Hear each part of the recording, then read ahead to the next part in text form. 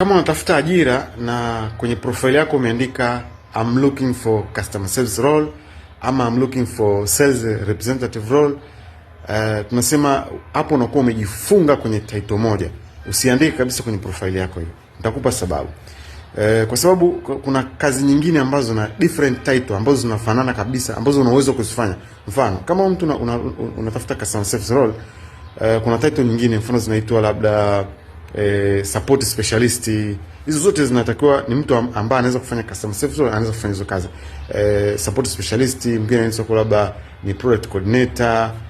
Zote hizo ni kazi ambazo zinahitaji ujuzi, kwa mfano communication skills, unajua kuzungumza vizuri, zinahitaji problem solving skills na relationship building. Hizo zote ni skills ambazo zinahitajika katika kazi hizo. Sasa ukijifunga tu kwamba I'm looking for customer service role, maana yake unakuwa umejifunga kwenye title moja, au I'm looking for sales representative role, unakuwa umejifunga kwenye sehemu moja. Kwa hiyo tunasema kama unatafuta ajira, usiandike kwenye profile kabisa I'm looking for specific role. No, ondoa.